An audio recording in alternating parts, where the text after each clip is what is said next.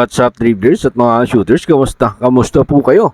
Narito po ang plano ni Coach Team Cone at Team Manager Richard Del Rosario para sa kanilang paghahanda sa nalalapit na Olympic Qualifying Tournament this coming July. At rain or shine ng last two painters nangangailangan ng panalo sa pagbubukas naman ng Barangay Ginebra San Miguel ng kanilang kampanya dito sa All Filipino Cup. Yan ang ating pag-uusapan at tatalakayin sa video ito matapos pa ako maglambing ng isang like, share, comment down below, and don't forget to subscribe and hit that notification bell button para lagi po tayong updated sa ating mga video.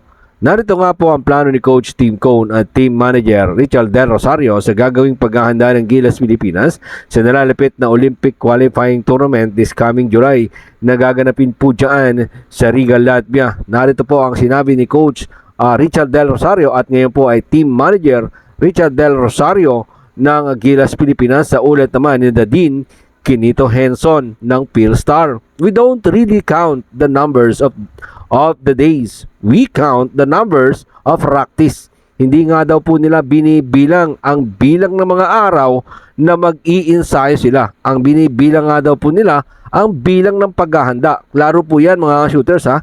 Hindi nga po mahalaga ang numero ng araw, kahit 10 araw lang yan or 3 araw. Ang tinitingnan nga po nila dito ay yung numero ng practice. Kung kaya ba nilang mag-practice ng 2 or 3 times a day, nasa kanila na po yan mga shooters. Pero sa isang banda, kawawa din naman yung mga players kapag nasagad mga shooters 3 times a day, medyo nakakapagod na po yun.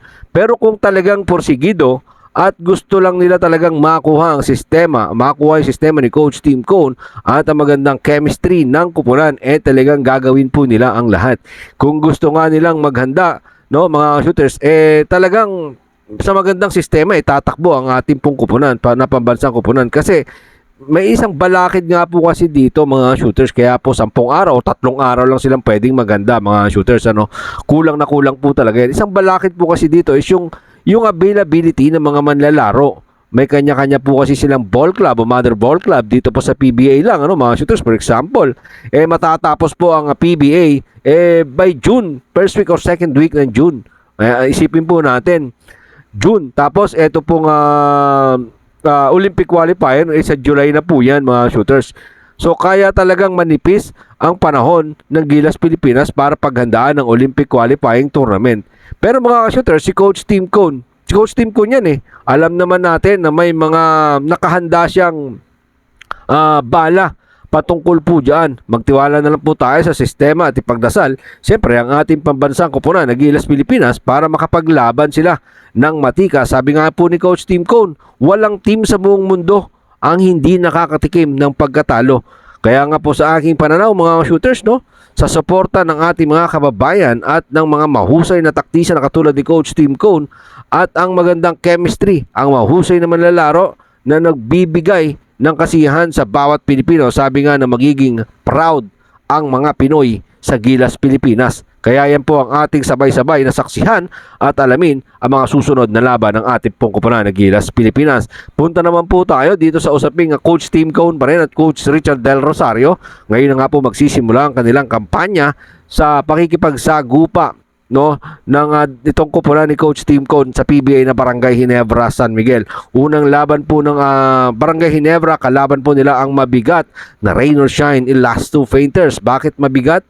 Matinding pangangailangan ng panalo itong rain or shine dahil bokya pa din sila sa kasalukuyang PBA All Filipino Cup.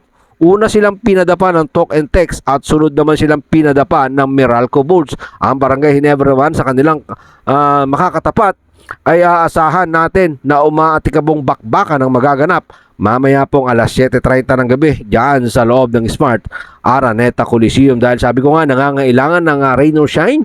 Ito naman Barangay Ginebra, siyempre si gusto nila sa opening game nila panalo. Papayag ba si Coach Yenggao na masibak ni Coach Team Cone sa unang bakbakan? Para po sa akin mga shooters, ito ang pinakamatikas na magiging first 5 ni Coach Team Cone para naman sa Barangay Ginebra San Miguel.